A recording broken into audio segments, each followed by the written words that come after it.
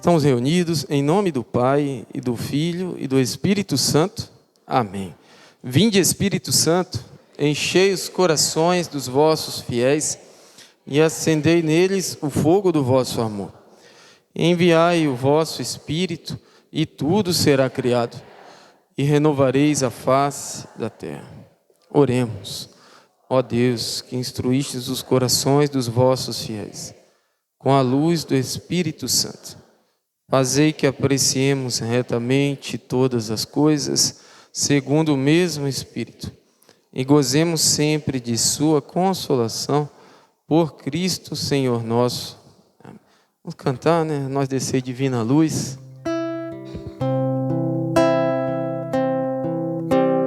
Nós descer.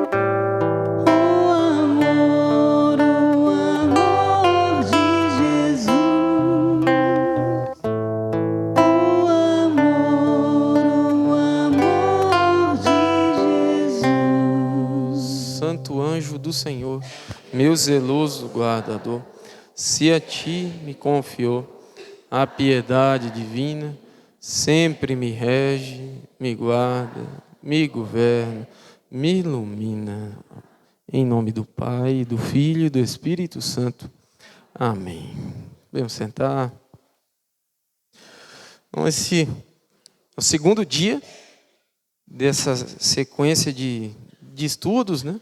Ou de aprofundamentos, e o tema é a Santa Missa. Não podia ser outro tema, porque a Santa Missa é a coisa mais preciosa que pode existir na Igreja Católica. E como a Igreja Católica é a coisa mais preciosa que possa existir no mundo, consequentemente, a Santa Missa é a coisa mais valiosa que possa existir na face da terra. E eu me sinto muito indigno de poder presidir a Santa Missa muitas vezes, mas apesar disso posso dizer com certeza, dar um testemunho, né? Assim, que eu atualmente vivo para celebrar a missa, e acho que nasci para celebrar a missa. O que você veio fazer no mundo? Celebrar a missa, ponto. Assim, é a coisa mais importante da minha vida também, né? Então vamos lá. A Santa Missa é a segunda aula. Está comigo o negócio de passar. De que vive uma pessoa, né? De que vive o corpo humano. Tem ali várias figuras, pessoas se nutrindo. Um bebezinho que está mamando, uma senhorinha recebendo a sopinha na boca e o Neymar se hidratando num jogo de futebol. Os alimentos ou as substâncias podem ser diferentes, que cada um está recebendo. Um está tomando água, o outro tomando leite, o outro tomando sopa. Mas os componentes são iguais. Porque no leitinho da criança tem água. A água que o Neymar está bebendo. E na sopinha da senhora tem também água. Esse elemento está presente nas 3 imagens. E no fim das contas, aquilo que for comida vai se transformar, depois de todo o processo lá de digestão, nas mesmas coisas. Proteínas, lipídios, glicídios, são os componentes de qualquer alimento. Então, em qualquer fase da vida humana, do bebezinho ou idoso, a alimentação é igual. Pode mudar a forma do alimento. Se vai ser mais sólido ou mais pastoso, se vai ser só o leite ou a sopinha, ou somente água, que vai ser para hidratação. Mas os elementos são os mesmos. Então, a nutrição do corpo humano é a mesma em qualquer situação, em qualquer faixa etária. Esse corpo se alimenta e são sempre da mesma coisa. Mas nosso Senhor diz: não só de pão vive o homem, mas de toda a palavra que sai da boca de Deus. Se nosso Senhor vai, então, ensinar a existência de um tipo de alimento que não serve para nutrir o corpo, simplesmente. Um alimento que contém algo superior, algo a mais do que o alimento corporal. Ele diz, numa passagem cuja citação aí, o versículo certo, eu não saberia dizer agora. O meu alimento é fazer a vontade do Pai. E em Mateus 6,11, quando ele começa a ensinar, está ensinando o Pai Nosso, ele diz: o pão nosso de cada dia nos dai hoje. O pão nosso. Mas quando São Jerônimo foi traduzir isso para o latim, lá atrás, muito tempo atrás, São Jerônimo traduziu daquela forma: panem nostrum super substantialem. Traduzido ao pé da letra, seria o pão nosso sobrenatural. O pão nosso que está acima das substâncias que nós conhecemos. Então, indica que era um pão especial. O modo como São Jerônimo interpretou o texto original dizia isso, né? Ser um pão, mas não um pão comum. Um pão acima do pão que nós geralmente conhecemos, um pão especial, esse que Nosso Senhor mandou pedir no Pai Nosso. Na Bíblia diz: esforçai-vos pelo alimento que não passa. Nosso Senhor diz que Ele é o pão vivo que desceu do céu, no discurso de João, capítulo 6. Então, existe, além daqueles nutrientes próprios para o corpo, que estão contidos no pão, existe um outro tipo de pão.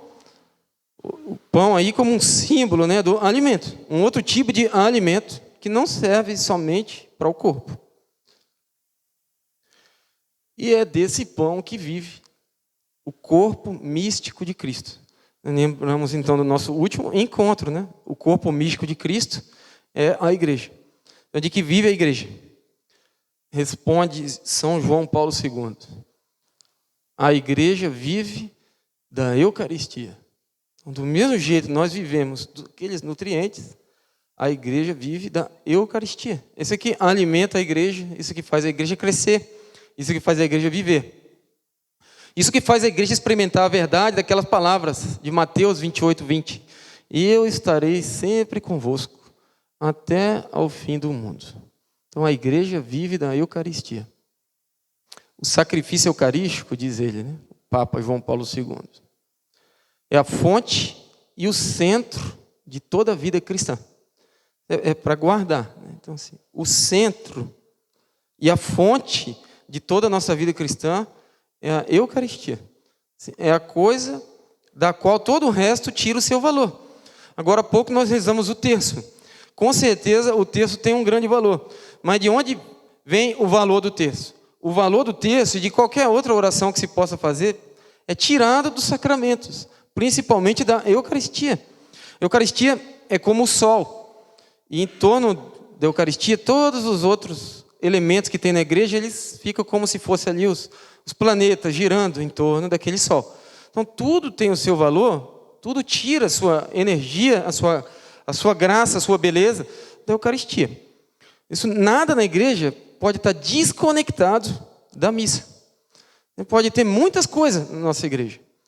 Até mesmo essa palestra tem que ter alguma ligação com a missa para ter o valor, porque é de lá que vai puxar o valor sobrenatural, né? A Eucaristia é fonte e o centro de toda a vida cristã. Não de um pedaço, é de toda a vida cristã. Na Santíssima Eucaristia está contido todo o tesouro espiritual da igreja. Isto é, o próprio Cristo. Vamos seguindo, né? E a celebração da Eucaristia, que é o que nós chamamos hoje de missa, a celebração da Eucaristia, ela esteve no centro sempre, não somente agora.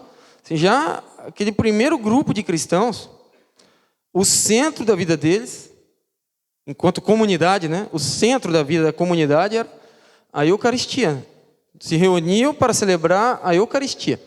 Então tem um texto de um livro de história da igreja, um livro muito bonito, eu coloquei ali para a gente ler, né? É tal a importância da Eucaristia na vida cristã, que desde as origens assume lugar central, com 1000 L ali, né? Assume lugar central nas cerimônias. Quando se perguntar aos primeiros cristãos em que consiste o essencial de seu culto, sempre mencionarão o alimento sagrado. A liturgia vai rodeá-la pouco a pouco de ritos mais complicados. Inicialmente simples, quase familiar. Sem dúvida, muito diferente de comunidade para comunidade. A cerimônia vai se ordenando no decurso dos séculos. Então, nos primeiros tempos, existia lá o centro de tudo, a Eucaristia. Mas o modo de celebrar a Eucaristia era um modo um pouco desorganizado, um modo mais familiar, é a palavra que ele usa aí, e que variava de lugar para lugar. Com o passar do tempo, aquilo foi se organizando. Então, a liturgia, os ritos, quem sabe se complicaram um pouco, mas o centro permaneceu sempre o mesmo, a mesma realidade, né? A celebração da Eucaristia. Não importa a maneira exata como isso foi feito, isso variou ao longo dos tempos, né? O que importa é o centro, o núcleo, né? A Eucaristia sempre foi celebrada, e sempre foi a coisa mais importante. Então tem vários nomes que se pode dar à missa, vários sinônimos. Eucaristia, que é o termo que aparece em Lucas 22:19, significa ação de graças. Na Bíblia, também se chama a Eucaristia, ou a celebração da Eucaristia, de fração do pão. Está em Atos 2, capítulo 42. Depois tem uma Bíblia que está ali perto do Danilo. Quando tiver uma passagem que a gente deve ler ela, eu vou te falar. Procura aí essa passagem, tá bom? Ali só.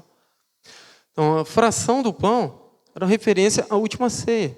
Por quê? Por que nos Atos dos Apóstolos o nome dado à missa é fração do pão? Porque Nosso Senhor, na última ceia, partiu o pão, distribuiu aos discípulos, dizendo. Então, esse ato de partir o pão, inicialmente deu o nome do culto todo. O culto se chama fração do pão, em homenagem à última ceia.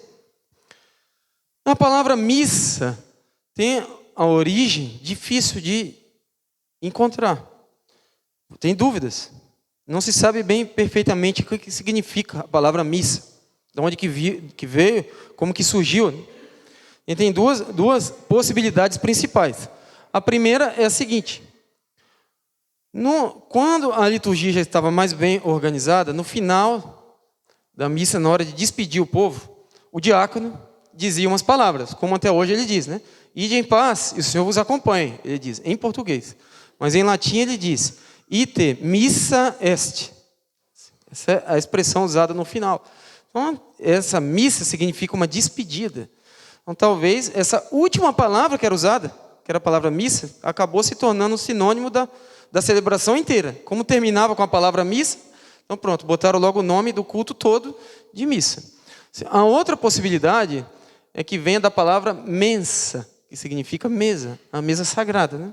Então, com o encontro do latim com as diversas culturas, talvez aquilo que no começo falava mensa, daqui a pouco tinha alguém falando missa, então ficou missa. Não se sabe bem a origem. O que sabemos é que hoje, o termo mais usado por nós todos aqui é missa. Foi o termo que se popularizou, né? Missa. Também chamada ceia do Senhor, aparece na primeira carta aos Coríntios, chamada também o banquete do Cordeiro, ou simplesmente as bodas do Cordeiro. Assim aparece em Apocalipse, capítulo 19. Ou se chama santo sacrifício, o santo sacrifício da missa. Porque nesse ritual, nessa cerimônia, se celebra o sacrifício dos sacrifícios, que acabou com todos os sacrifícios antigos, superou todos esses sacrifícios, que foi o sacrifício de Nosso Senhor, o oferecimento do seu próprio corpo, sua própria vida na cruz. Então são várias denominações possíveis, sendo a mais popular, missa. Então, a missa, esse é o mesmo livro que foi citado antes, né? A missa variou, os ritos da missa variaram conforme as épocas, mas, em negrito ali, um verdadeiro cristão de hoje encontra neles, nesses ritos, a mesma felicidade e a mesma libertação da alma que encontrava um fiel dos primeiros tempos. Então, o que nós devemos encontrar nos ritos da missa? Devemos encontrar felicidade e libertação da alma. A missa existe para isso. Talvez a gente não experimenta sempre isso, porque ou nós não conhecemos bem os ritos, que parecem para nós repetitivos, às vezes até mesmo chatos, né? E tediosos, ou então nós não prestamos também muita atenção, né? São muitos fatores aí que levam, às vezes, a gente não se aprofundar no valor que a missa realmente tem. Vamos para dizer como é a missa hoje, nesse nosso tempo. Vamos recorrer ao Papa Francisco. Então, daqui para frente, quase tudo que for citado serão textos do Papa Francisco. O Papa Francisco fez uma sequência de catequeses sobre a Santa Missa, várias quartas-feiras seguidas, acho que 8, se não me engano. 8 quartas-feiras. Toda quarta-feira o Papa reúne os fiéis na praça de São Pedro e lá lhe dá uma catequese, fala sobre algum assunto. Então, durante 8 vezes seguidas, ele falou sobre a Santa Missa, ou 11 vezes, agora eu estou na dúvida. Falou sobre a missa, e nós vamos nos basear então nessas catequeses do Papa Francisco. Além disso, ele publicou uma carta sobre a missa, sobre a liturgia. E essa carta tem um título maravilhoso. O título é Desiderio Desideravi, que são as palavras de Lucas 22, versículo 15. Significa, em português, desejei ardentemente, desejei com muito desejo, desiderio desideravi. Eu desejei demais, desejei muitíssimo, desejei ardentemente comer essa Páscoa convosco. É a passagem. É isso que Nosso Senhor diz aos apóstolos. Eu desejei ardentemente. Então, Nosso Senhor amou muito a missa. Desejei ardentemente que pudesse comer essa Páscoa convosco. Então, esse é o título dessa carta. O Papa diz o seguinte: por que aquela ceia que Nosso Senhor celebrou, por que aquela ceia é a última? Falamos, a última ceia. Interessante isso aí, né? Ela não é a última, simplesmente porque Nosso Senhor ia morrer no dia seguinte. Então, era a última vez, que amanhã eu vou morrer, hoje é a última ceia. Não é só nesse sentido. Era a última ceia, porque depois dela, nenhuma outra nunca mais poderá igualar o seu valor e a sua grandeza. Então, ela é a última, no sentido de ter chegado ao máximo. Não tem mais nada que possa acontecer que seja igual. Nunca mais vai se repetir uma igual a essa. É a última. Não vai ter mais uma outra coisa que alguém possa criar que seja superior a isso. Assim, é a última ceia. Quer dizer, não haverá uma outra refeição sagrada que possa superar a missa. Por isso é chamada a última ceia. Nesse sentido, né? Insuperável. Por isso é a última. Todavia, diz o Papa Francisco, apesar de ser a última, o desejo de Nosso Senhor, desejei ardentemente, né? O desejo de Nosso Senhor é infinito, porque Ele é ao mesmo tempo homem e Deus. Um desejo de Cristo é um desejo divino, um desejo infinito que não foi ainda saciado. Nosso Senhor celebrou a última ceia, mas esse desejo dele só vai ficar completamente saciado quando? Quando todos os homens de todas as tribos, línguas, povos, nações comerem o seu corpo e beberem o seu sangue. Por isso, aquela mesma ceia se torna presente na celebração da Eucaristia, até que o Senhor volte. Por quê? Que aquela última ceia continua sendo atualizada agora em cada missa que nós celebramos. E cada missa não é uma nova ceia, é aquela mesma, né, que nós participamos, aquela mesma perpetuada no tempo. Né? Por que essa ceia continua até o fim dos tempos? Porque Nosso Senhor ainda não encontrou o coração de todos os seres humanos. Somente quando todos se unirem a Cristo, então ele ficará satisfeito. Enquanto todas as pessoas não se tiverem convertido, a missa vai continuar sendo celebrada. Ou então o mundo vai acabar. Mas nunca vai deixar de ser. Porque o desejo infinito de Nosso Senhor permanece, indo atrás do coração de cada ser humano. Então, o Papa Francisco diz, né? Nós não deveríamos ter um instante sequer de repouso, sabendo que nem todos ainda receberam o convite para a ceia, ou que outros o esqueceram, ou perderam nas sendas tortuosas da vida dos homens. Por isso disse que sonho com uma opção missionária, capaz de transformar tudo. O Papa pede para a igreja se transformar em missão, porque o desejo de Cristo é infinito, está esperando as outras pessoas, então cabe a nós. Não podemos descansar, estarmos satisfeitos, porque nós estamos aqui reunidos quando tem um monte de gente lá que nunca ouviu nem falar da missa. Enquanto todas as pessoas não tiverem se podido unir a Jesus, através desse ritual sagrado, então nós não podemos descansar. Diz o Papa, pede então uma igreja com uma opção missionária, né? Para que esse amor de Cristo possa ser saciado, esse desejo de Cristo chegar a todos os homens. A liturgia, não só da missa, a liturgia de um modo geral, ela tem duas direções. A liturgia é uma via de mão dupla. Porque na liturgia tem a igreja reunida que quer chegar até Deus. Então, nós queremos subir para ir até Deus. Por outro lado, tem o Deus que quer chegar até nós. E é um Deus que vai descer. Então, na missa tem dois atores, dois agentes. Temos nós que estamos agindo para ver se chegamos até Deus. Mas tem Deus que está agindo para ver se chega até nós. Então, a liturgia é um caminho de subida e de descida. Até aquela música do Padre Marcelo, né? Tem anjos voando nesse lugar, no meio do povo, em cima do altar, subindo e descendo. Subir é como a liturgia, né? Subindo e descendo. Assim, tem dois movimentos. A liturgia é bidirecional. Sobe e desce. Na liturgia, na missa, a vida, a paixão, a morte, a ressurreição e a ascensão de Cristo permanecerão sempre sendo um evento real. Então, nós não vamos à missa para participar de uma comemoração teatral. Não é que nós estamos fazendo ali um teatro para imitar o que Jesus fez lá atrás. Nem nós estamos fazendo um conjunto de símbolos somente para o nosso coração lembrar ou se apaixonar por Cristo. Não é para conquistar os afetos das pessoas, não é isso. É um acontecimento real, que está sendo celebrado e se torna presente e real aqui agora também. Então quem vai a uma liturgia, quem participar na liturgia, vai para encontrar-se com um evento concreto, real.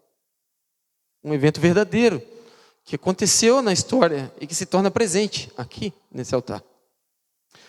Agora o catecismo diz: todos os eventos da história, todos, um jogo de futebol, a eleição de um presidente, a morte de um rei, um casamento civil, todos os eventos da história, eles acontecem uma vez só, depois passa, engolidos pelo passado. Até a foto, né, daquele evento vai ficando cada vez mais deteriorada. Ficou para trás. O passado vem e engole aquele evento. O mistério pascal de Cristo, ao contrário. Mistério pascal significa a paixão, a morte e a ressurreição do Senhor. Mistério pascal significa isso. O mistério pascal de Cristo, ao contrário, não pode ficar somente no passado. Já que por sua morte, ele destruiu a morte. Por isso, abraça todos os tempos e nele se mantém presente. Então, Jesus Cristo, a sua oferta de amor na cruz, destruiu a morte.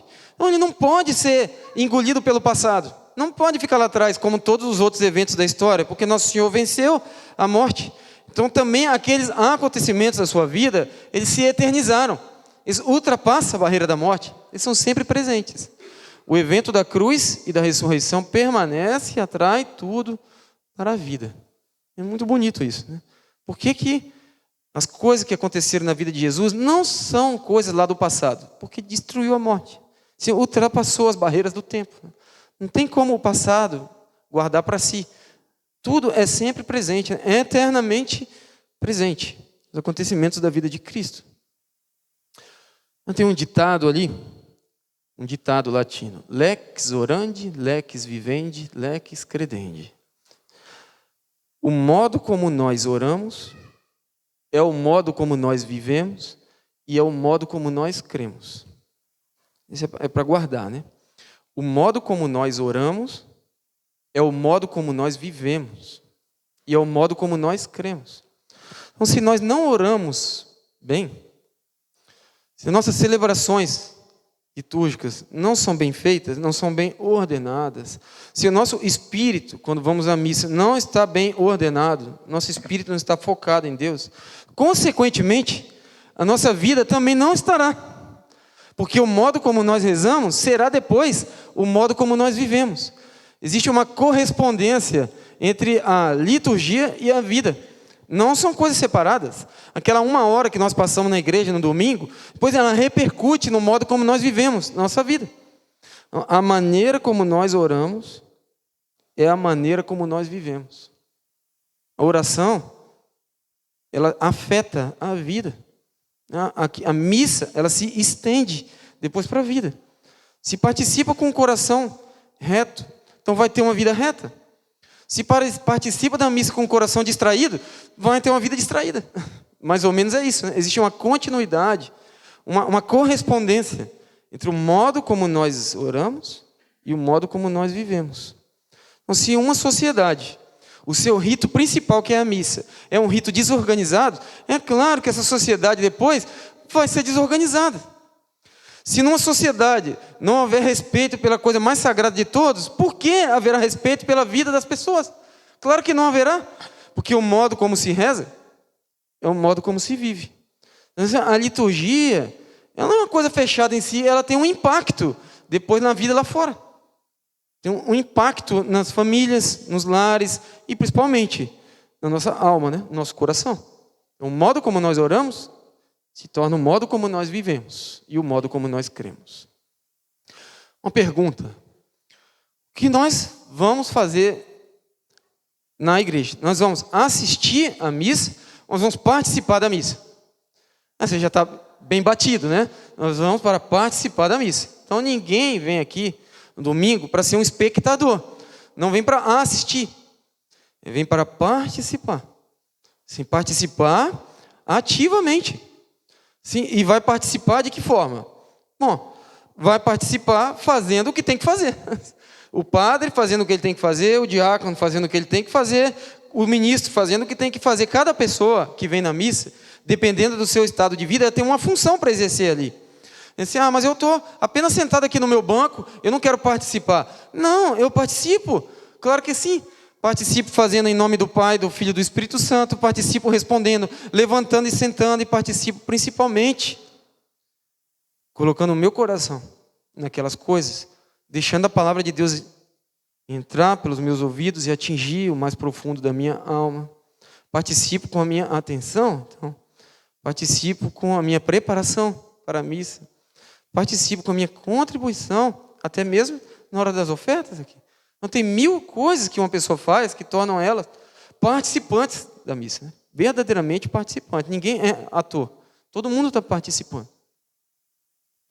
Está ali, lê João 6,51, mas isso aí depois eu desisti. Porque ficou aí que eu não voltei mais nesse slide.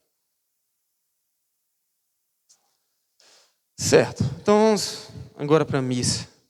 Parte por parte. Se alguém tiver alguma questão, alguma dúvida, pode levantar o dedo, né? Apresentar, né? Algum questionamento, ficar à vontade. Ou então guardar para o final, né? De tudo. A gente podia até cantar mais uma estrofe do A Nós Descer Divina Luz, para dar uma respirada aí.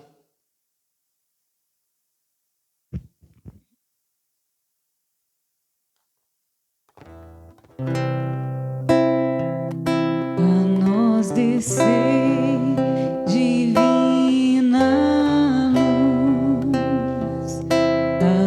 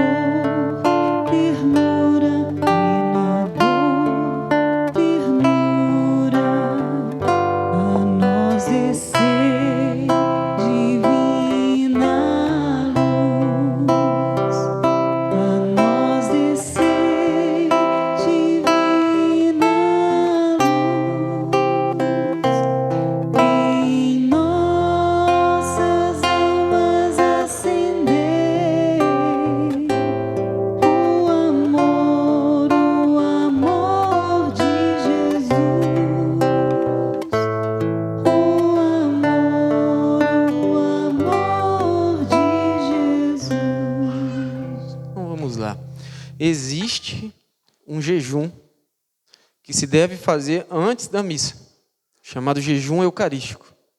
Quanto tempo dura esse jejum? 1 hora, desde 1973, porque antes disso demorava 3 horas. E muito antes disso, era desde a meia-noite do dia anterior. Então, sempre a missa era de manhã, lógico. Tem a missa 19h30 do dia seguinte. Missa de manhã. Então, o que acontecia, né? Segundo conta, não sei a veracidade desse relato, muita gente fala, né?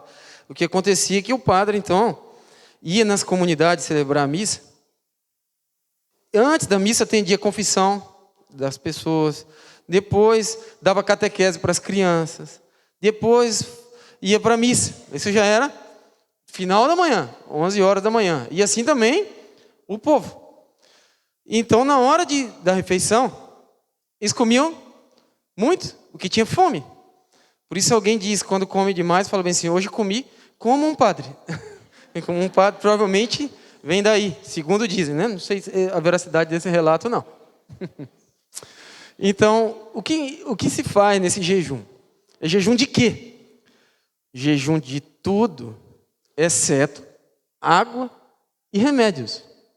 Então, suco vai quebrar o jejum eucarístico? Vai. Gelatina vai quebrar o jejum eucarístico. Então, qualquer uma coisa que não seja água vai quebrar aquele jejum. Mas não se trata um grande jejum. 1 hora de jejum é uma coisa fácil de fazer, né? 1 hora. A não ser que a pessoa não tenha condições de saúde para isso também, que pode ter alguma situação, né? Que a pessoa não tenha preparação nem sequer para fazer 1 hora de jejum. Então, essa pessoa está livre. Mas, normalmente, 1 hora de jejum. E nessa 1 hora, o que uma pessoa deve fazer? Porque o jejum existe para mostrar que o alimento que se vai receber daqui a pouco é muito superior ao alimento que se podia ter recebido antes. É para isso que tem um jejum. Para fazer uma distância e marcar, falar assim, o que eu comi até agora, comparado com o que eu vou comer agora. É um salto de qualidade. Então, aquele jejum serve para fazer essa passagem entre as coisas que são deste mundo e as coisas que são sobrenaturais. Para isso serve o jejum eucarístico. Então, naquela 1 hora, nós devemos ter também atitudes que sejam compatíveis com esse pensamento, de que tudo que eu estava vivendo agora ficou para trás, vou viver uma coisa especial, uma coisa superior. Então, se eu faço o jejum eucarístico, mas passo aquela 1 hora contando piada e falando bobeira, que às vezes era melhor ter comido alguma coisa, entende? Que não houve ali, não foi atingida a finalidade daquele jejum.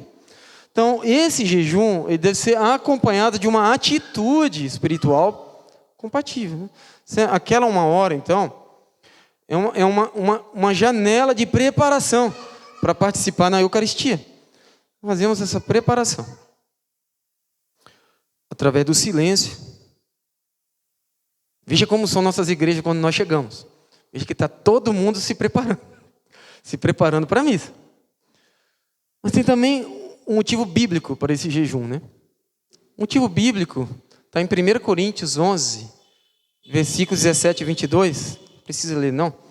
Havia, logo no iníciozinho, a missa, a Eucaristia era celebrada junto, ou em 2 etapas, aí, junto com uma refeição comunitária, a refeição mesmo, deste mundo, que era chamada de ágape. Então, as pessoas levavam para lá para fazer uma partilha, e se alimentavam com aquele alimento aqui, deste mundo, e depois com o alimento sagrado. Não havia esse jejum eucarístico. Mas o apóstolo São Paulo ficou escandalizado na comunidade de Corinto, onde ele foi, porque viu que tinha pessoas que achavam que deixavam de se alimentar em casa para ir com a barriga vazia lá para comer os alimentos gostosos que as outras pessoas iam levar. Assim, chegava ali e fazia, então, pecado de gula naquele momento, né? Então, isso também é uma raiz bíblica aí do jejum. Logo nos primeiros tempos foi estabelecido o jejum, porque viu que tinha que fazer alguma separação, que o comportamento das pessoas não era o comportamento adequado. Mais um motivo para a gente entender que junto com aquele jejum tem que vir uma atitude espiritual compatível.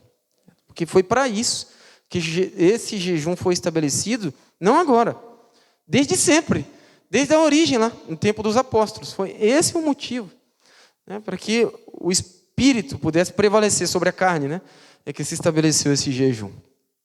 Certo. Agora tem uma pergunta polêmica ali no final.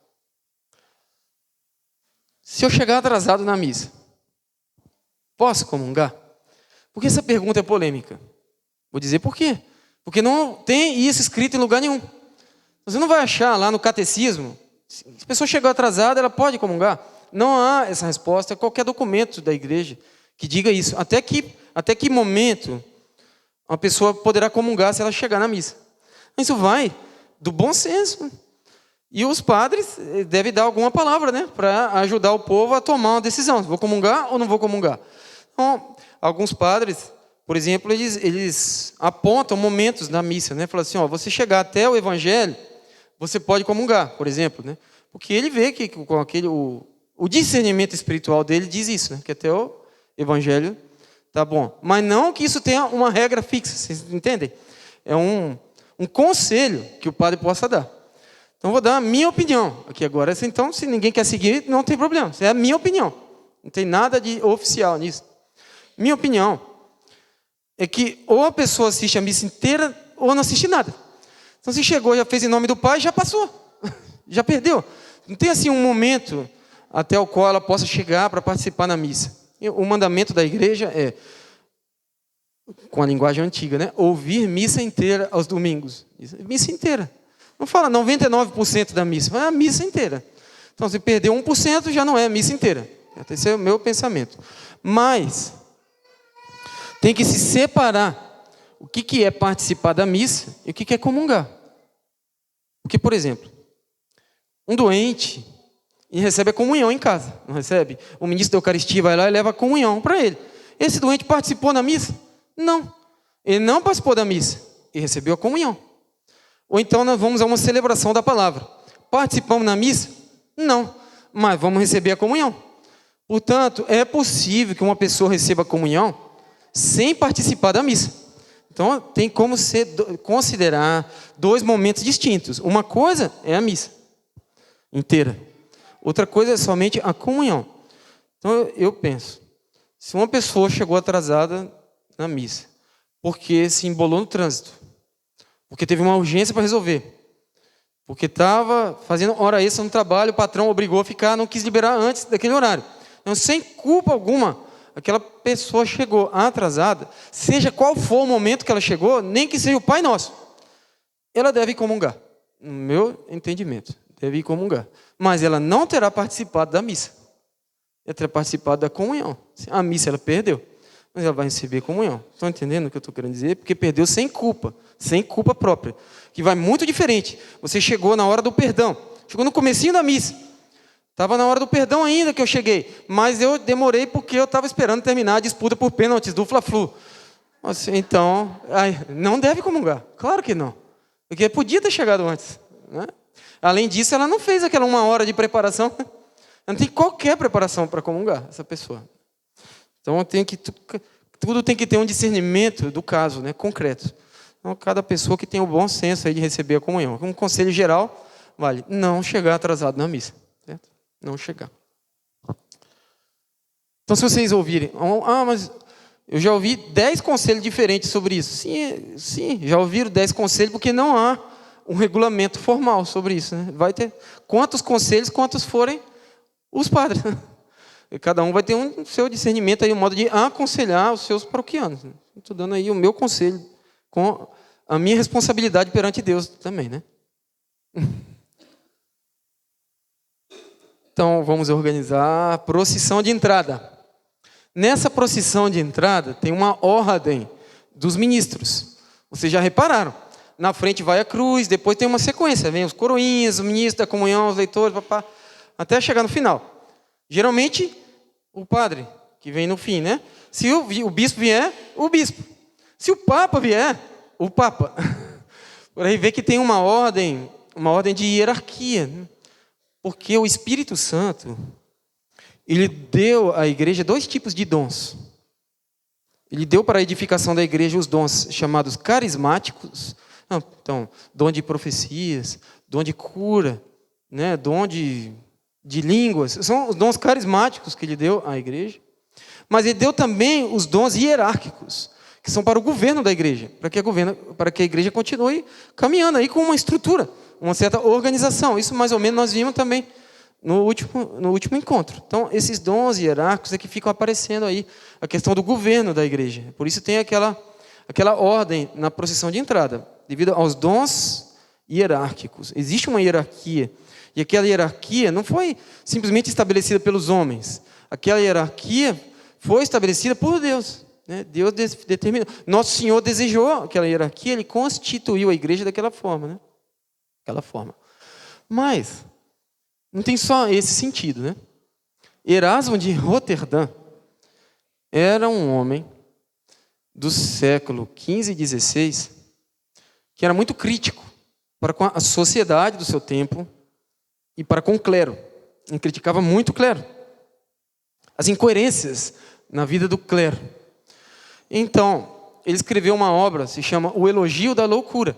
O Elogio da Loucura. Nessa obra, é uma obra de sarcasmo. E ele assume como se a loucura fosse uma pessoa humana. Como é que é o nome dessa pessoa? Loucura, né? Uma pessoa, um personagem, então. E essa loucura começa a dizer várias coisas. Ela começa a se elogiar. Falou, eu sempre fui muito importante, todas as pessoas gostavam muito de mim. Tanto é que o apóstolo São Paulo diz que foi considerado louco por causa de Cristo. Que é a loucura da cruz. Então, é um elogio da loucura. Aí, num determinado ponto desse livro, ele conta que no versículo 17 do capítulo 1 do Eclesiastes, está escrito assim. Eclesiastes é um livro na Bíblia que está entre os livros da sabedoria, entre os livros de sabedoria, livros sapienciais. Então, quem escreve aquele livro, Eclesiastes, é um grande sábio, né? Geralmente se atribui ao rei Salomão. Uma pessoa muito sábia que está falando ali naquele livro. A sabedoria é o oposto da loucura, certo? O sábio e o louco são extremos opostos. Então, nesse livro está escrito num versículo: eu me apliquei ao conhecimento, é o sábio que está dizendo isso. Eu me apliquei ao conhecimento da prudência e da doutrina, dos erros e da loucura. Colocou a loucura no último lugar. Então Erasmo de Roterdã diz: é preciso notar que nessa passagem, eu, a loucura, sou citada em último lugar, a fim de me ser conferida a honra que eu mereço. Como posso prová-lo? Ela pensa, por que o meu nome está por último? Porque provavelmente eu sou mais importante. Porque na Bíblia diz, os últimos serão os primeiros. E em Marcos, capítulo 10, versículo 43 a 45, diz: quem quiser ser o primeiro, que seja o último. Quem quiser ser o maior, faça-se o servo de todos. Essa passagem, né? Então, no cerimonial em uso na igreja, na ordem eclesiástica, o primeiro em dignidade é o que ocupa o último posto, de acordo então com o preceito de Cristo. Então, quem quiser ser o maior, fala assim, eu que governo aqui a igreja, o bispo, mas eu que governo aqui essa diocese. Então, ele se coloca por último para indicar que ele deve servir a todos. Então, a posição também tem esse sentido, né? Um sentido bíblico. Não é à toa aquela posição na procissão de entrada. Isso que estou querendo dizer, né? Tudo tem um porquê. E geralmente uma base bíblica, né, por trás daquela escolha. Na procissão de entrada também tem um outro detalhe. As vestes sacras, que não são vestes comuns, né? São vestes especiais. Vestes exclusivas para a missa. Só se vê o coroinha com a roupa de coroinha na hora da missa. O ministro só vai botar aquela túnica na hora da missa, ou quando estiver exercendo lá a sua missão. Sim, o diácono vai colocar sua dalmática na hora da missa, mas não em qualquer hora. É especial para a liturgia. Então, de onde vieram essas vestes? Por que existem essas vestes? É muito interessante. Nosso Senhor nasceu, viveu e morreu no Império Romano. Também disso nós falamos na vez passada, né? O Império Romano conquistou todo o mundo conhecido até então, inclusive a região onde Jesus nasceu. Então, por isso Pôncio Pilatos, que era um representante do Império Romano, estava lá julgando Nosso Senhor. Então, Nosso Senhor viveu na sociedade romana. E o começo da igreja foi no meio dessa sociedade também. E nessa sociedade romana tinha as classes sociais. Aqueles que eram os mais ricos, os nobres, eram chamados os honestiores. E os que eram os mais pobrezinhos eram chamados os humiliores. Duas classes sociais. Qual era a classe mais populosa? Os dos ricos ou dos pobres? Com certeza era dos pobres, né? A classe mais numerosa. Como até hoje, as injustiças permanecem, né? As desigualdades naquele tempo também. Então, essa classe social dos honestiores, os ricos, eles tinham suas próprias vestimentas. E os mais pobres tinham suas vestes que eram muito mais simples do que essas dos ricos. Hoje seria como, assim, uns usavam roupa de grife, né? E os outros usavam roupa comprada aí no camelô, certo? Cada um com a sua, dentro da sua possibilidade. Mas, vocês acham que quando a religião cristã cresceu, os adeptos dessa religião, os que aderiam a Cristo, eram em maior número os pobres ou os ricos? Os pobres. Tanto pelo fato de que os pobres eram mais numerosos, quanto pelo fato de que eram os que mais precisavam de Cristo. E aquela mensagem toca mais o coração de quem precisa, né? Por isso nosso Senhor diz, é mais fácil o camelo passar no buraco da agulha do que o rico entrar para o reino dos céus. Não é tão fácil assim a conversão de um rico. Então, nas classes sociais daquela sociedade, os mais pobres eram os mais numerosos também na igreja. Mas como eles amavam muito a Eucaristia, às vezes eles conseguiam uma das roupas que os ricos usavam. O que eles faziam? Quando eles conseguiam essa roupa, ou porque ganhavam, ou porque com muita luta compravam, eles guardavam para usar só na missa, não mais em lugar nenhum. Assim que até os nossos dias tem alguma pessoa que reserva assim a roupa da missa, né? Essa roupa de ver Deus. As pessoas mais antigas faziam assim, né? Até há pouco tempo. Então isso vem lá desde as origens. Tinha aquela roupa especial, falaram, não, isso aqui nós vamos reservar para Eucaristia. Tinha as vestes dos cristãos que vinham, os cristãos em geral, que vinham nas missas, então eram vestes especiais, de uso quase exclusivo na missa. Aí, o que aconteceu? Os bárbaros, que eram os povos não romanos, invadiram e destruíram todo o Império Romano. Então as vestes mudaram também. Agora já não era mais a moda romana, era a moda dos bárbaros, mudou a roupa. Mas as vestes litúrgicas permaneceram. Então, aquelas roupas que se usavam lá na origem, por esse motivo, elas foram mantidas depois para uso litúrgico. Então, todas essas vestes, nós os vemos hoje ser usadas pelos ministros na missa, os diáconos, padres, bispos, são resquícios, imitações daquelas vestes dos ricos romanos. Mas não porque quer usar veste de rico, por causa do significado histórico, né? Entendeu? Da reserva para a missa. Então, são vestes reservadas para o culto, que indica que o culto é muito especial. Além disso, tem outros sentidos nessas roupas, né? Geralmente são roupas muito largas, que tiram qualquer tipo de exclusividade do corpo. Então, uma pessoa que tenha um corpo mais avantajado e uma outra que seja mais mirrada, usando aquela veste, fica mais ou menos parecida. A veste, ela despersonaliza a pessoa, tira um pouco as diferenças, porque todos estão agindo na pessoa de Cristo. Então, para reduzir a diferença também entre as pessoas, é que essas vestes são largas. Então, pode mudar o ministro, vai mudar o padre, vai mudar o diácono, mas com aquela vestimenta fica tudo sempre muito parecido. Muda, mas continua igual, parece até que é a mesma pessoa.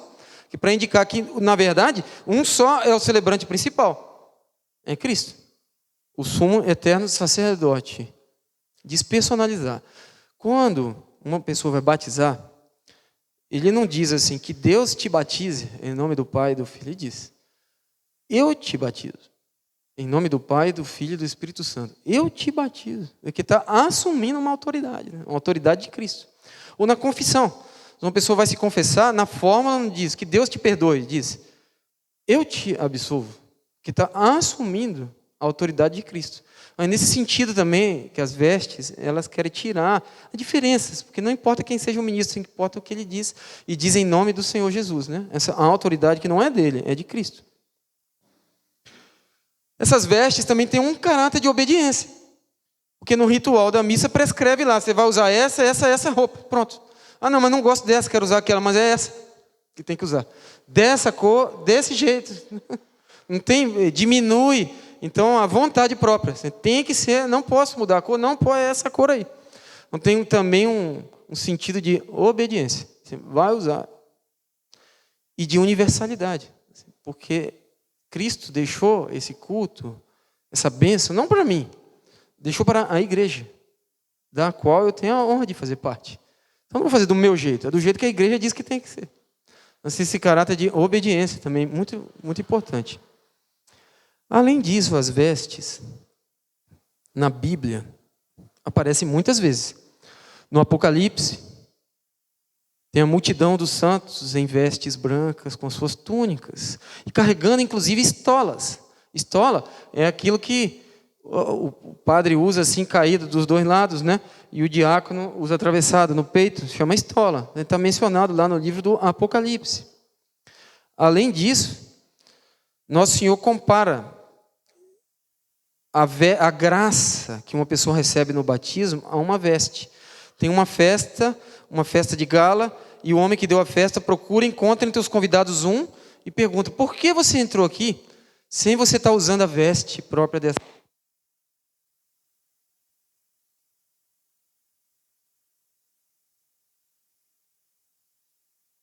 A veste espiritual, claro, mas a veste visível também serve para lembrar disso. A necessidade de estar sempre em estado de graça, na amizade com o Senhor. Vocês aguentam mais um pouquinho? Mais uns minutinhos? Uns 20, eu acho. Não mais. Aí vem a procissão propriamente dita, o movimento. Começa o canto de entrada, a procissão que estava lá parada, lá fora começa a andar. Então, essa marcha, essa procissão tem também sentido. Porque a marcha pode representar a marcha do povo através do deserto, saindo da escravidão do Egito, a marcha da libertação. Ou então, a marcha do povo que volta do exílio da Babilônia, a marcha de quem vem de volta para casa. Aqui é o meu lugar. Essa marcha está representada ali. Pode representar também a marcha do Senhor Jesus em direção a Jerusalém. O Evangelho de São Lucas. Quantos evangelhos tem na Bíblia? 4. O Evangelho segundo São Lucas, ele está organizado, o texto dele está organizado em uma grande viagem de Jesus para Jerusalém. Todas as histórias são contadas em torno dessa viagem. Nosso Senhor está subindo para Jerusalém. O Evangelho todo acompanha a caminhada de Jesus em direção a Jerusalém. Então Jerusalém pode estar simbolizado aqui no altar. E aquela procissão significa Jesus marcha para Jerusalém. Para fazer o quê em Jerusalém? Para morrer. Para entregar a sua vida na cruz. Então toda a caminhada de Nosso Senhor é para a cruz, para o sacrifício. Do mesmo jeito a procissão de entrada. Vem caminhando até chegar no altar do sacrifício do Cordeiro de Deus. O sacrifício. Uma caminhada em direção ao sacrifício. E isso fica mais claro no Domingo de Ramos, né? Quando nós lemos aquela entrada triunfal de Jesus na Cidade Santa, em que tudo é alegria no começo, mas termina na cruz. A marcha de Jesus para a cruz. Cantamos e marchamos para o sacrifício. Por isso que quem está na procissão de entrada, aqui serve para todo mundo que entre na procissão de entrada, às vezes, porque vai fazer uma leitura na missa, ou porque é ministro da comunhão. Eu quero deixar um apelo aqui até, né? Que vocês me ajudem. Aqui nessas aulas, nesses nossos encontros aqui, haja participação. Porque isso foi criado principalmente para pessoas que não estão aqui agora, que são os que estão matriculados na catequese, os que servem como coroinha, cerimoniários. Então, que vocês me ajudassem a que essas pessoas possam vir a participar disso, né? Porque é para eles, principalmente. Para todo mundo, mas a ideia principal era para eles. Né? Para ajudar na catequese. É uma catequese isso, né? Então, se tem uma pessoa que conhece catequista de crisma, fazer alguma negociação lá com o crismando, falar, nesse final de semana, vamos cancelar o encontro de crisma, vai lá participar lá, para que ele possa estar aqui. Porque foi pensado principalmente para ele. Certo? O crismando ou a criança que já serve como coroinha. Não, voltando, né? Nós estamos na procissão de entrada, nós não devemos, na procissão de entrada, cumprimentar as pessoas que estão nos bancos, nem passar sorrindo para um para outro. Que bom que você está aqui, tem tempo. Se não é o momento certo para isso, que nós estamos acompanhando nosso Senhor que marcha para a sua cruz. Existe um ponto fixo onde deve estar o nosso olhar. Esse ponto é o altar. E manter o olhar fixo ali é uma questão de concentração, não é uma questão de falta de educação. Nossa, que pessoa amarga, passou aqui, nem me deu um sorriso, mas não passou aqui para me ver, passou aqui para ver um altar, certo? Então, olhos fixos no ponto para onde nós estamos caminhando, olhos fixos na cruz do Senhor. Então, aquele momento não é um momento de ter esse tipo de interação, né? Tem os momentos próprios para isso. Papa Francisco, na sua catequese, uma de suas catequeses, 28 de março de 2013. Ele, na verdade, essa não foi uma catequese não, uma pregação numa quinta-feira santa. Ele estava comentando sobre as vestes sagradas dos sacerdotes do Antigo Testamento. Esse era o comentário, diz ele. As vestes sagradas do sumo sacerdote são ricas de simbolismos. Um deles é o nome dos filhos de Israel gravados nas pedras de ônix que adornavam as ombreiras do éfode. Éfode é um tipo de vestimenta parecido com uma casula, do qual provém a nossa casula atual. Casula é aquela roupa que o padre usa por cima de tudo, aquela que muda de cor conforme o dia. A nossa casula atual usava 6 pedras no ombro direito, alguma palavra comia ali, né? Não, 6 dessas pedras de ônix, 6 desses nomes estavam sobre a pedra do ombro direito e 6 na do ombro esquerdo. Também no peitoral estavam gravados os nomes das 12 tribos de Israel. Significa que o sacerdote celebra levando sobre os ombros o povo que lhe está confiado e tendo seus nomes gravados no coração. Quando envergamos a nossa casula humilde, pode fazer-nos bem sentir sobre os ombros e no coração o peso e o rosto do nosso povo fiel, dos nossos santos e dos nossos mártires, que são tantos nesse tempo, né? Sim, bonito isso aí, né? Não quando passa o padre, nós devemos jogar para cima dele tudo o que nós precisamos, intenções, angústias, e deixar que ele leve para o altar, que ele está passando com aquela veste significa isso também, que está recolhendo os nossos sofrimentos, nossas angústias para levar para o altar do Senhor, até as nossas fraquezas, nossos vícios, más inclinações, tudo, para que tudo seja lavado no sangue de nosso Senhor Jesus Cristo. Então, se passa a procissão de entrada, devemos lançar sobre aquela procissão tudo aquilo que esteja em nós e que nós vemos que precisa de reforma, de cura, né? De conversão. E o altar? Uma procissão marcha em direção ao altar. O altar geralmente é de pedra, nem sempre, mas muitas vezes é de pedra. É de pedra porque Nosso Senhor é a pedra angular na qual todo o edifício da igreja se ajusta. Ele é comparado a uma pedra. A pedra que os pedreiros rejeitaram tornou-se agora a pedra angular, diz um salmo.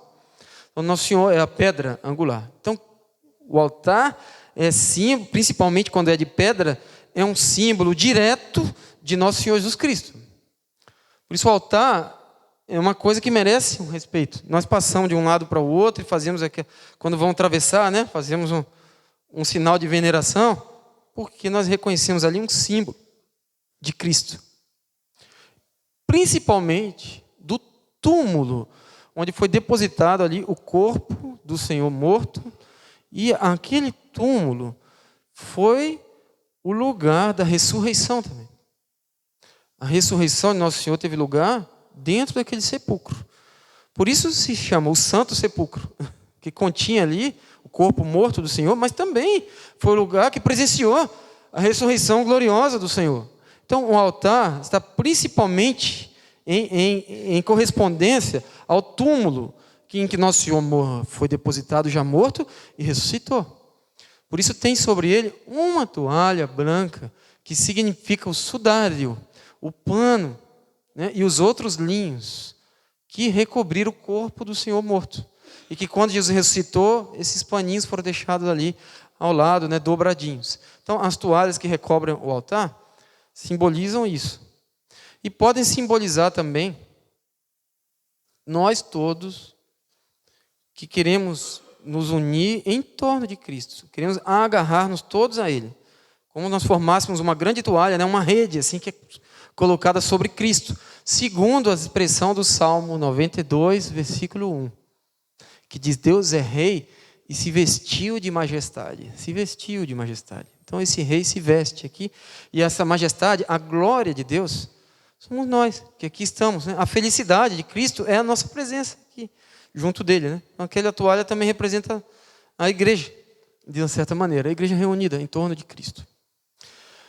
Na hora da missa, se coloca uma cruz sobre o altar, geralmente. Pergunta: essa cruz não atrapalha ver o padre? Que atrapalha, ou não? Claro que atrapalha, fica na frente. Tanto atrapalha daqui para ver lá, quanto de lá para ver aqui. A cruz atrapalha a visão. Será isso uma coisa ruim? Será tão ruim assim que a cruz atrapalhe a nossa visão naquela hora? Porque nas outras horas da missa, não. Então, a homilia, por exemplo, não é feita com aquela cruz na frente. É feita aqui. Qualquer um pode ver. Agora, o lugar, o momento em que aquela cruz tapa um pouco a nossa visão, é o momento ali da consagração, da oração eucarística. Então, Bento XVI responde essa questão, né? Se a cruz sobre o altar não impediria a nossa visão, ele dá 4 motivos pelos quais nós não devemos nos incomodar de não conseguir, às vezes, ver tudo, porque tem a cruz na frente. Primeiro, que na oração não é necessário olharmos-nos reciprocamente, menos ainda na comunhão. Então, se uma pessoa vai entrar em oração, ela pode até fechar o olho, ela não precisa ver nada, ela vai orar. Então, não pode reclamar: a tal coisa é um obstáculo para a minha visão, mas você não está principalmente para ver, está para orar. Então, para a oração não existe obstáculo. Segundo, a cruz no altar não é um impedimento à vista, mas um ponto de referência comum. Então, para aquela cruz, o sacerdote olha, o povo também olha. Então, nós não devemos olhar um para o outro. Nós estamos para todos olhar para Cristo. Certo? Ele é o ponto de referência. Não é que o povo tem que olhar para mim, no caso, quando estou celebrando a missa, ou eu tenho que olhar para o povo. É que eu e o povo temos que olhar para Cristo. Certo? Todos devem olhar ao mesmo lugar. Então, não tem uma pessoa que é o centro. O centro é Cristo. Então, aquela cruz também tem esse sentido. Terceiro, a cruz é perturbadora durante a missa? Então, nós concluímos: o padre é mais importante que Nosso Senhor? Assim, não estou vendo o padre. Isso será assim uma grande perda?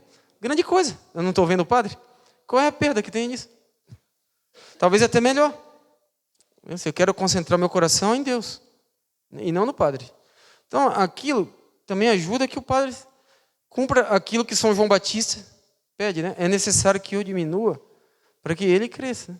Para que ele cresça. Tira um pouco essa centralidade também do padre, que não é uma coisa sadia, né? E serve para fazer uma distinção entre a liturgia da palavra e a liturgia eucarística. Marca os 2 momentos da missa. Fala: bom, até um determinado ponto nós estamos ali. Agora nós estamos aqui. Temos uma outra coisa para fazer. Até lá nós estamos conversando entre nós, ouvindo a palavra de Deus e meditando e chegando juntos a elevar os nossos corações através da meditação da palavra. Agora não. Agora o sacrifício do Cordeiro de Deus, né, que nós vamos presenciar aqui. É o momento eucarístico propriamente. Tem diferença de um momento para o outro. E que existe aquela cruz também ajuda a marcar essa diferença entre os 2 momentos. Então não é uma coisa inútil, né, a cruz sobre o altar. As velas. A missa nem começou ainda, né? Tá só... tem o beijo no altar também, né, que passou ali. O sacerdote, o diácono. Pois não?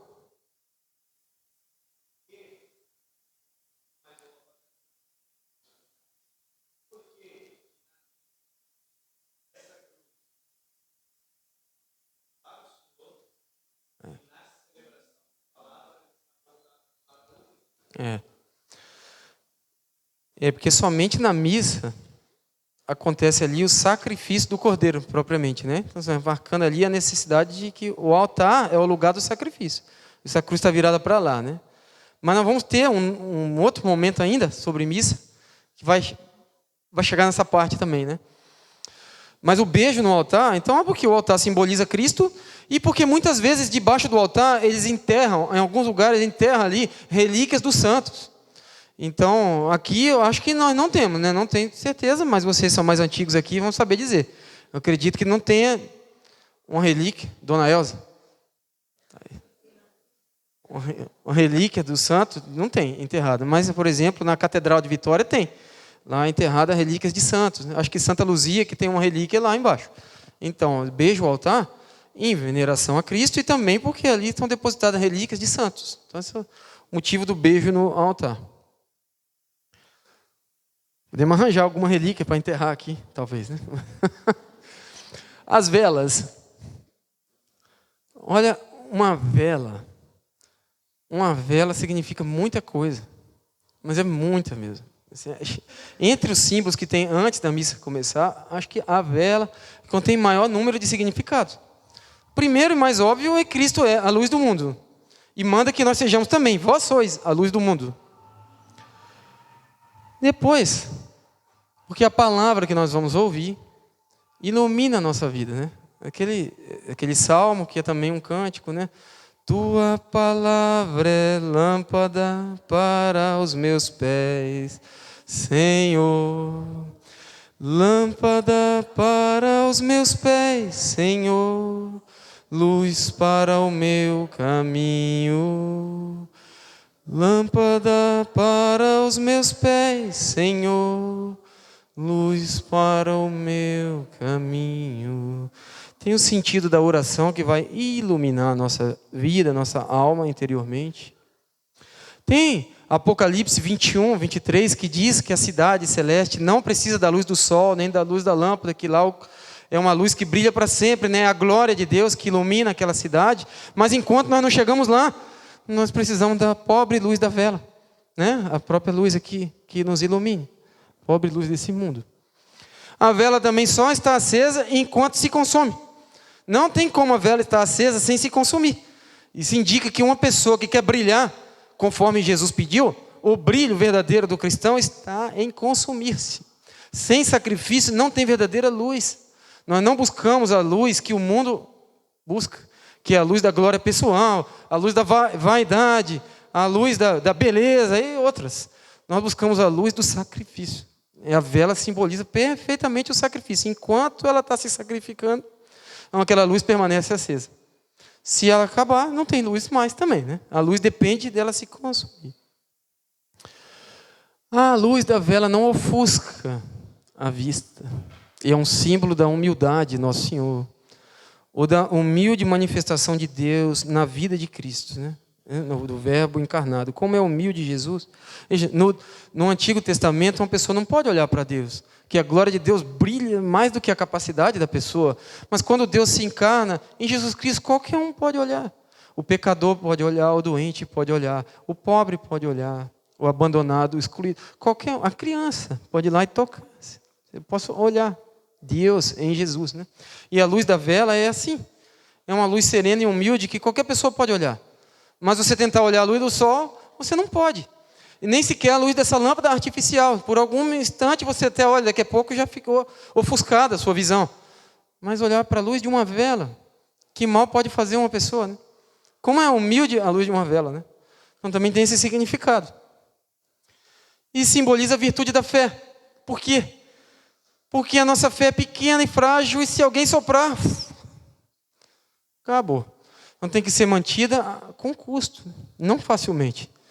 Então tudo isso está simbolizado pela vela. Simbolizado pela vela. E tem muitos outros ainda significados de uma vela, né, que se possa tirar, não só esse. Que horas são? 8h56. Mais 20 minutos. Tá bom. Incenso. Incenso às vezes vem na procissão de entrada, né? E é usado naquelas missas mais solenes. O incenso, qual é o significado dele? O incenso tem 2 elementos.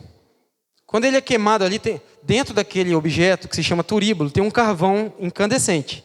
Quando o incenso bate naquele carvão, ele produz uma fumaça. E além de produzir uma fumaça, ele produz também um cheiro perfumado. Então o incenso serve para duas coisas, para a fumaça e para o perfume. Ele tem duas finalidades então.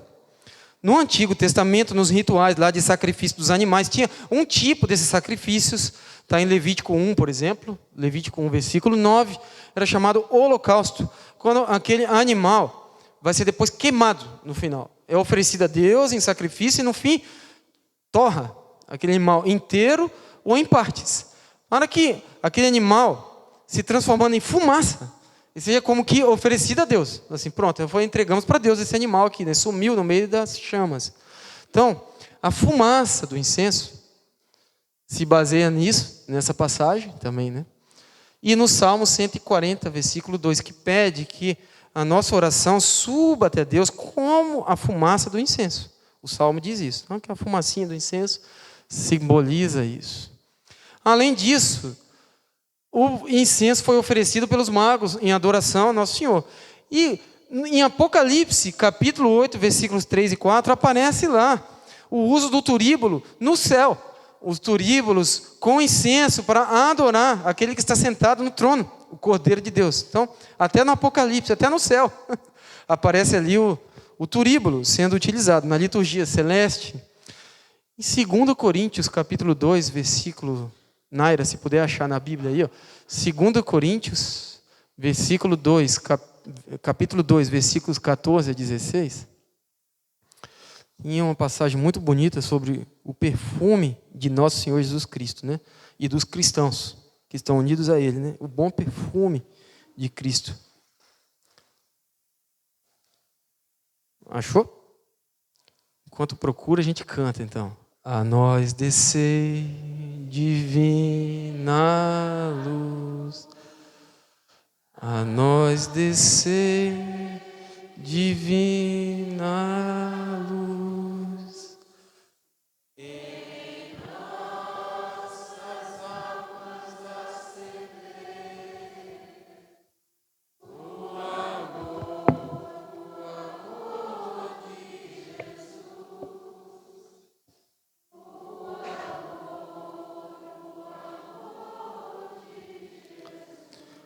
Graças sejam dadas a Deus, que nos faz sempre triunfar em Cristo, e que por meio de nós, vai espalhando por toda parte o perfume.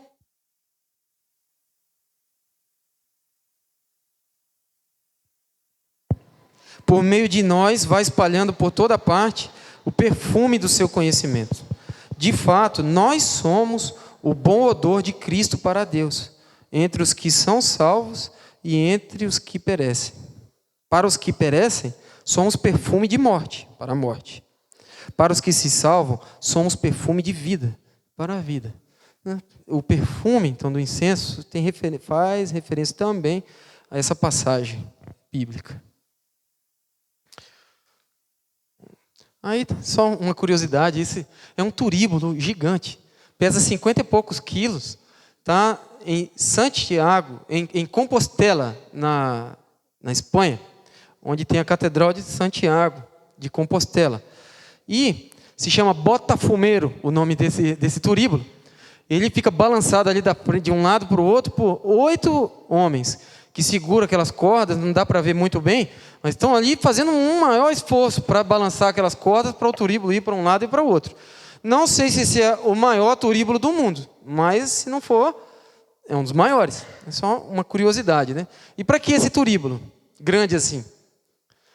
Aí dizem que é o seguinte, que na Europa, meu Deus, que esse vídeo não vai para lá, né?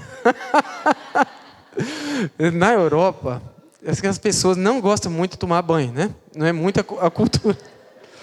E fazem uma peregrinação muito longa, esse caminho de Santiago chamado, que termina em Compostela. Quando chega no final de tudo isso, já vários dias, sem tomar banho e muito suado, então é melhor ter muito incenso. Muito incenso. Sinal da cruz. Sinal da cruz. Existe uma maneira certa de fazer o sinal da cruz? Sim, existe. Está prescrito no cerimonial dos bispos. Diz assim: Fala sobre o sacerdote que vai fazer nessa hora o sinal da cruz, mas na verdade ele serve para qualquer uma pessoa que for fazer o sinal da cruz. Ao benzer-se, o sacerdote volta para si a palma da mão direita, com todos os dedos juntos e estendidos. Então, palma da mão direita voltada para a pessoa que vai se benzer. Faz o sinal da cruz, da fronte ao peito e do ombro esquerdo ao direito. Então, é assim o sinal da cruz. 5 dedos unidos, voltado para nós, estendidos. Da testa para o peito, do lado esquerdo para o lado direito. Pronto, assim traçamos sobre nós o sinal da cruz. É esse.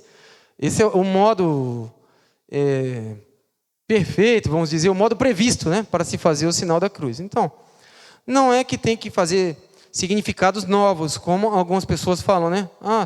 Vamos colocar a mão na testa, depois na barriga, porque Nossa Senhora carregou Nosso Senhor no útero, não sei o quê, mas não faz parte do que está previsto para o sinal da cruz. O sinal da cruz é da fronte ao peito, lado esquerdo ao lado direito.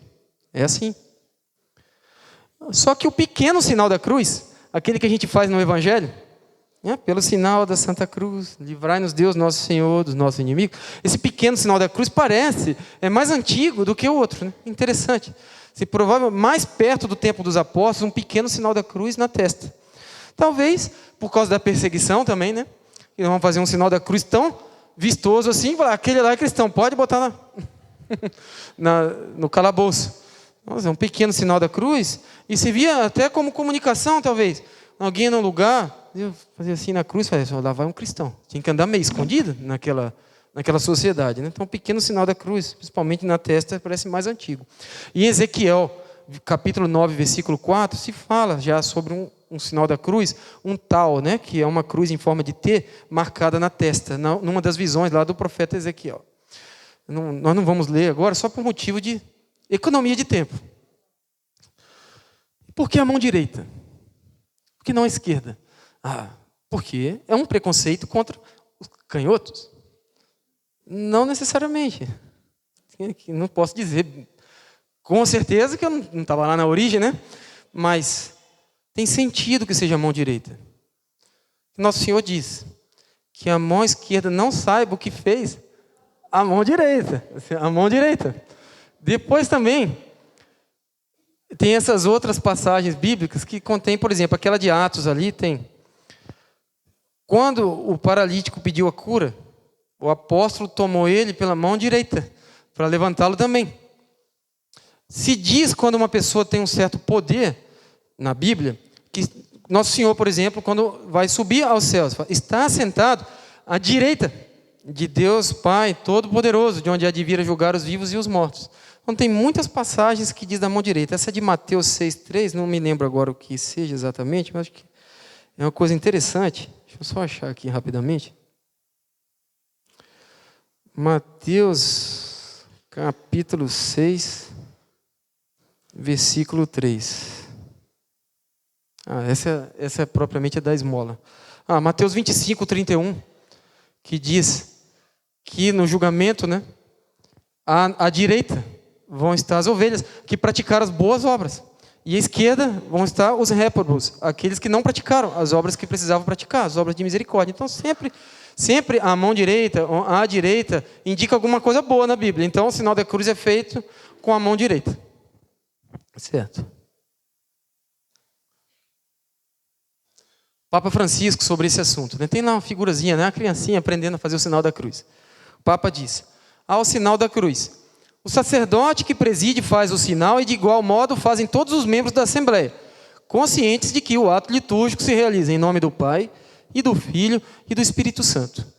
E aqui passo para outro tema muito pequeno. Vistes como as crianças fazem o sinal da cruz? Papa está falando, né? Não sabe o que fazem. Às vezes fazem um desenho, não é um sinal, igual o Chaves, né? Sinal da cruz. Às vezes fazem um desenho, não é o sinal da cruz. Por favor, mãe e pai, avós, ensinai as crianças, desde o início, desde pequeninos, a fazer bem o sinal da cruz. E explicar-lhes que significa ter a cruz de Cristo como proteção. Então, ensinar nossas crianças a fazer o sinal da cruz. Vamos passar. Um uma pintura antiga de Nosso Senhor, se chama Pantocrator, né? Nessa imagem, esse ícone de Jesus, ele aparece abençoando com a mão direita. Agora, ele não está com 5 dedos unidos. Ele tem 2 dedos unidos e os outros 3 assim, mais ou menos. Né? Não é isso? Isso lá, na parte oriental da igreja, se faz a bênção dessa forma também, né? Porque o que significa isso? Por que fizeram dessa forma? Para significar, os 2 dedos unidos seria que Nosso Senhor é verdadeiro Deus, verdadeiro homem.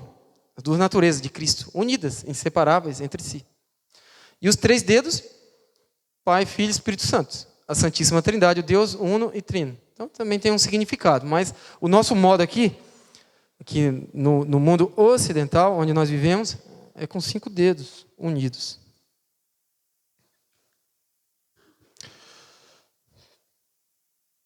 Mais 20 minutos. Dominus vobiscum é uma saudação. Se traduz assim: o Senhor esteja convosco. É a saudação mais usada na missa. Fala quantas vezes, olha. Pode falar no começo, depois do em nome do Pai, logo, e o Senhor esteja convosco. Depois fala também na hora da proclamação do Evangelho. Fala na hora de começar a oração eucarística, o Senhor esteja convosco.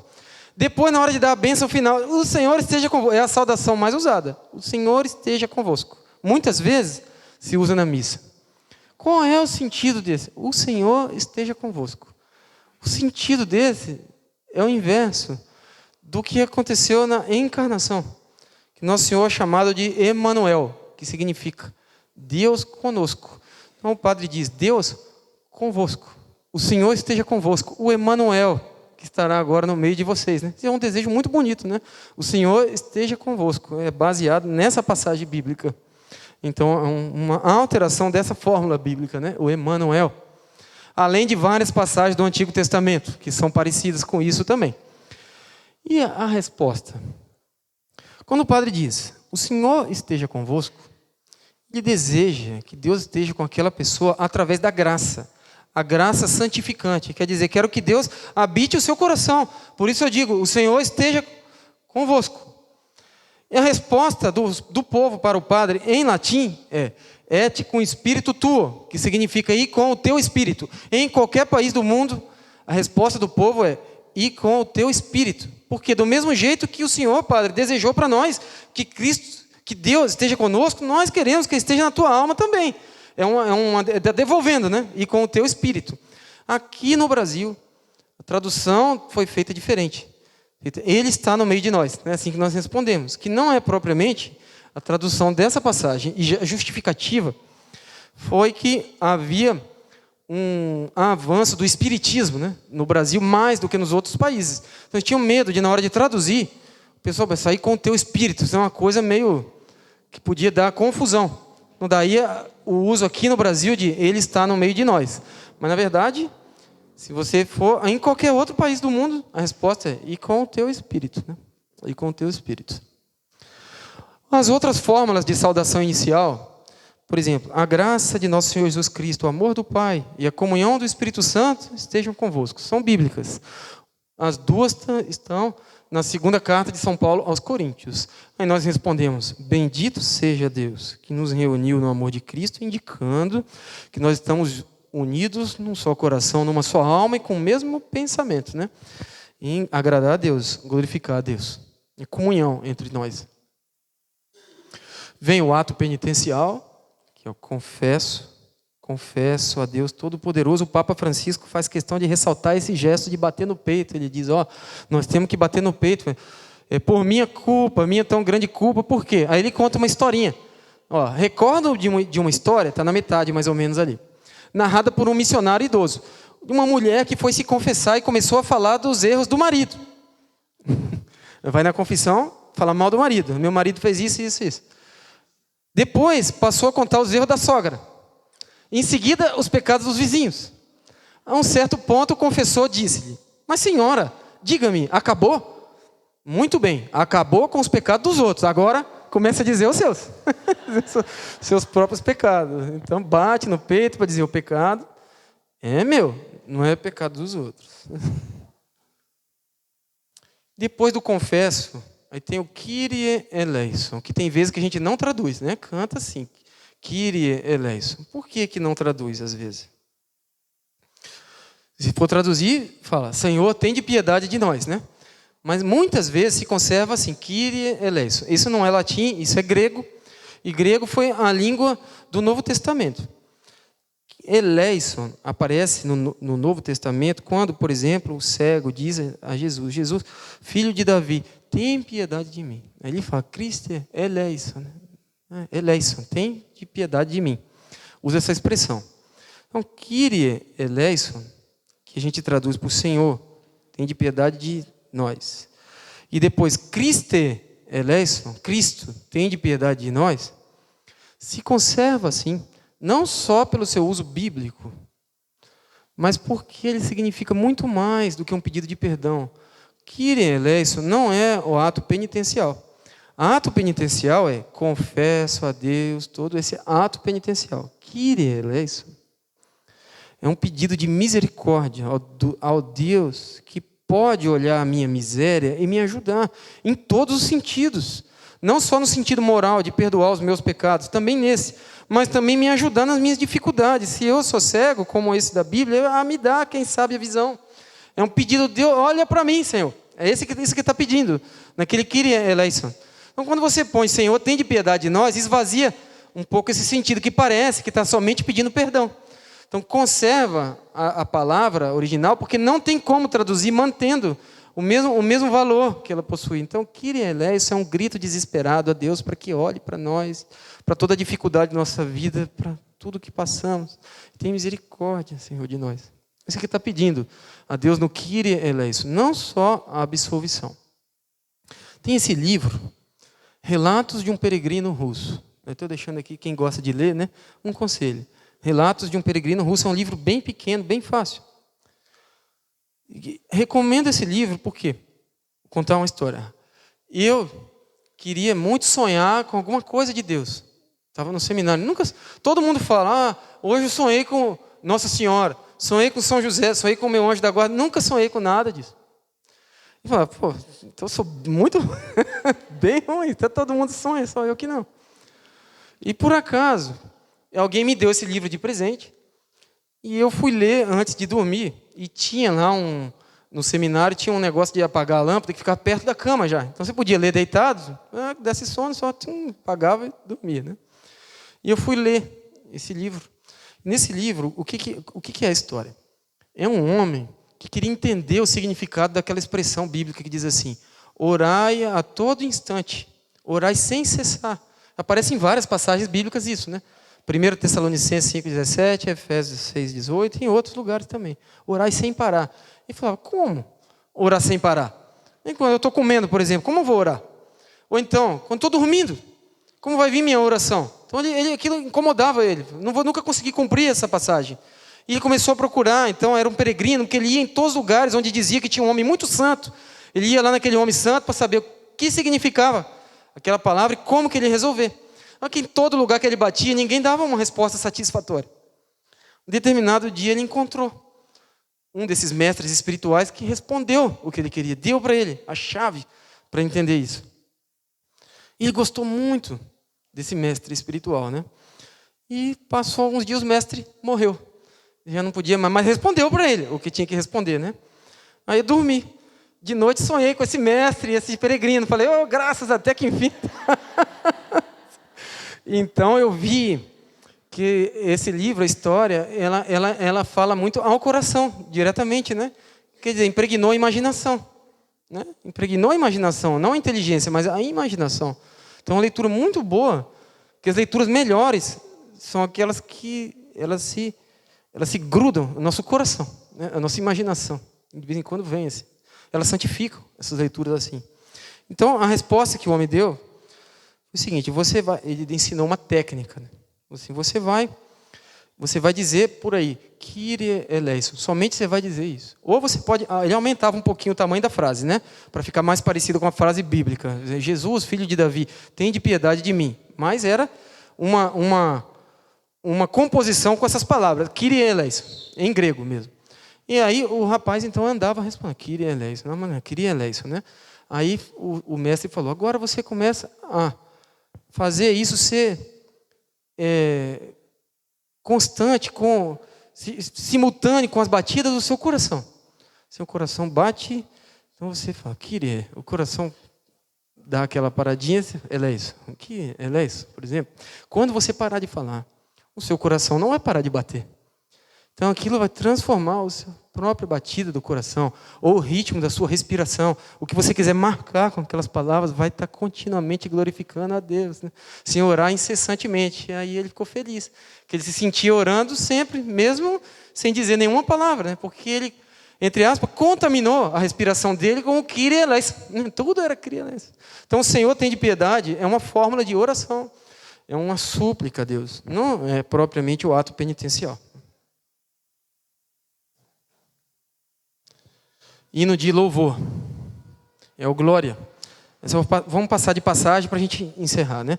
O glória é um hino que foi composto por anjos e homens. É uma composição do mundo dos anjos, do mundo dos homens. Começa com os anjos, na noite do nascimento do Senhor, diante dos pastores. Termina com os seres humanos, porque é a igreja que compôs o resto. Que homens que compuseram o resto? Aqueles que estavam sendo perseguidos logo no começo. Então também as palavras dele têm um valor para nós muito grande, que compuseram aquilo em louvor a Deus no meio de perseguições. Por isso que a gente não deve alterar a letra do glória, porque ela é carregada de um significado. Aquele hino foi composto no meio de muitos sofrimentos. Era um hino de louvor mesmo a Deus, começando com os anjos, depois com os homens, no meio de tormentos, para manter o nome de Cristo até chegar a nós. Por isso nós mantemos o hino do glória, evitando mudar. O Papa Bento XVI tem uma homilia na noite de Natal de 2010 que ele fala sobre o glória. Ele diz assim: São Lucas não disse que os anjos cantaram. Na palavra não diz os anjos cantaram glória. Diz muito sobriamente que o exército celeste louvava a Deus e dizia glória a Deus nas alturas. Dizia, não cantava, dizia glória a Deus nas alturas. Mas desde sempre os homens souberam que o falar dos anjos é diferente do dos homens. Que foi precisamente nessa noite de júbilo, de jubilosa mensagem, tal falar foi um canto, no qual brilhou a glória sublime de Deus. Assim, desde o início, esse canto dos anjos foi entendido como uma música vinda de Deus. Mais ainda, um convite para unirmos-nos ao canto com o coração em júbilo pelo fato de sermos amados por Deus. Diz Santo Agostinho, cantare amantes est. Cantar é próprio de quem ama. Assim, ao longo dos séculos, o canto dos anjos tornou-se sempre um canto novo, sempre de novo um canto de amor e de júbilo. Um canto daqueles que amam. É bonito, né? A descrição do glória, um canto de júbilo. Então, quando nós vamos escolher a melodia do glória, que nós devemos ter em mente isso, que essa música é ao mesmo tempo dos anjos e dos homens. Qual será a melodia mais apropriada para entoar um canto assim? De imaginar, na hora de escolher a melodia, imaginar isso. Será que essa melodia que eu escolhi combinaria com a sobriedade daquela noite, no meio de tanta pobreza em que os anjos falaram aos pastores, o nascimento do nosso Senhor, combinaria com a beleza, com o esplendor daquele momento? Combinaria também com os louvores cheios de santidade que os primeiros mártires tinham quando escreveram esse hino de louvor, né? Tem que fazer esse casamento da letra com o hino. Porque o louvor não é nosso só, não. É o louvor de igreja de todos os tempos, né? E dos anjos ainda, juntos, né? Não é simplesmente para agradar a nós. Vamos cantar essa melodia porque agrada a nós. Mas não é só isso. Vê se isso combina com a história desse hino. Tem que ter em mente isso na hora de escolher a melodia. Se achar que combina, escolhe, né?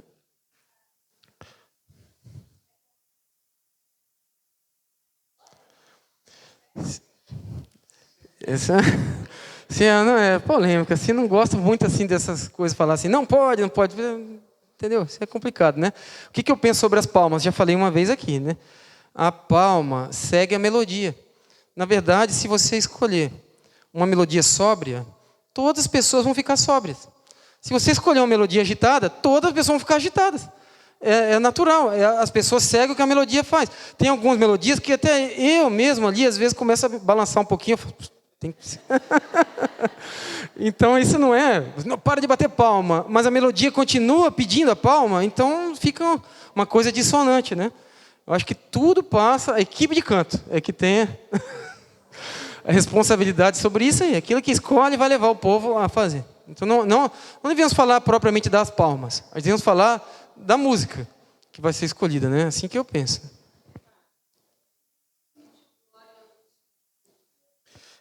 Se omite porque é um hino de júbilo, né, de muita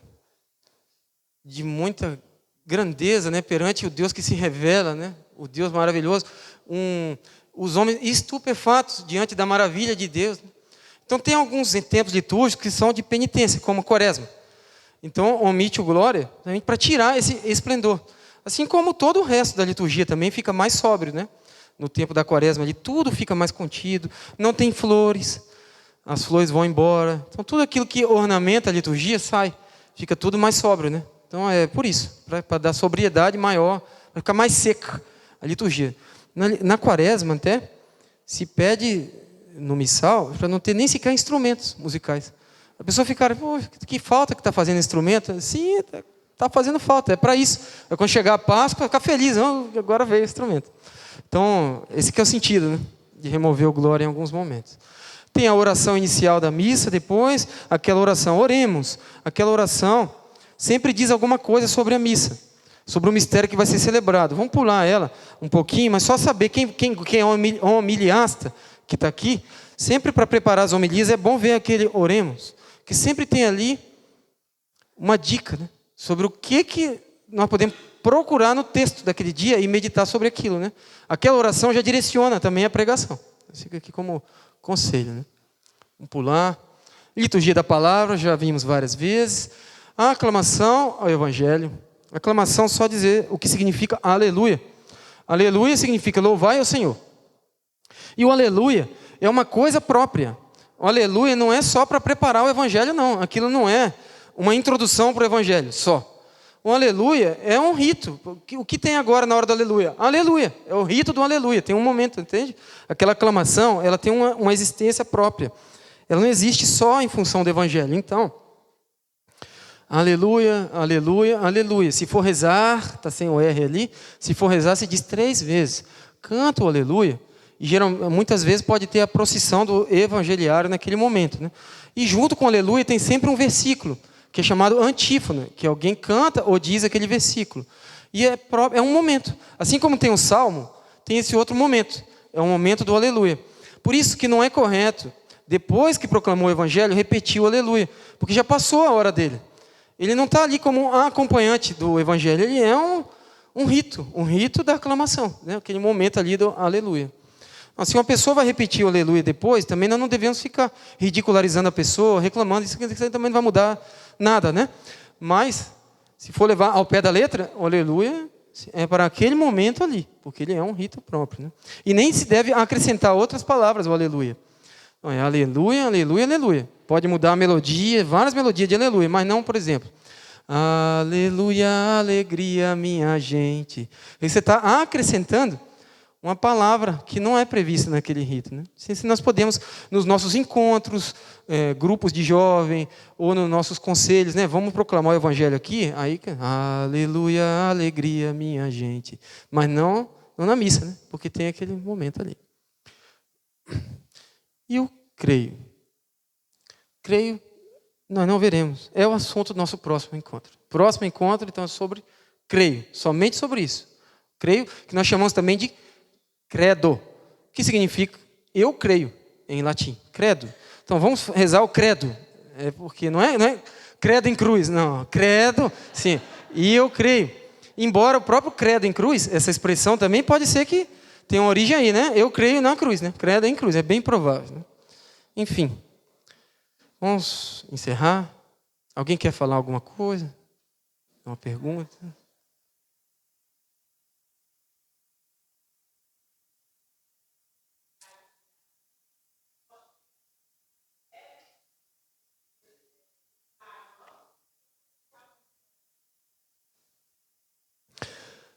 Vai ter esse encontro depois que O próximo é o creio. Depois do creio, volta para o resto da missa, né? Nós vamos falar sobre isso. Vamos guardar para não fazer um... Como que se fala quando... Spoiler. É.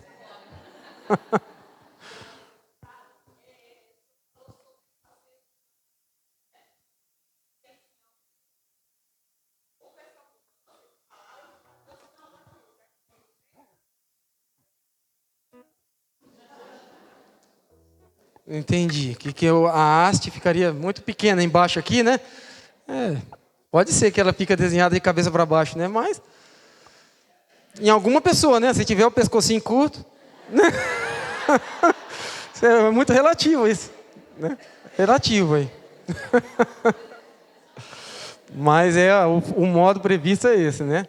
Que está traçando da testa para o peito, do lado esquerdo para o lado direito. Algo mais? Senão nós vamos cantar o creio, para encerrar, né?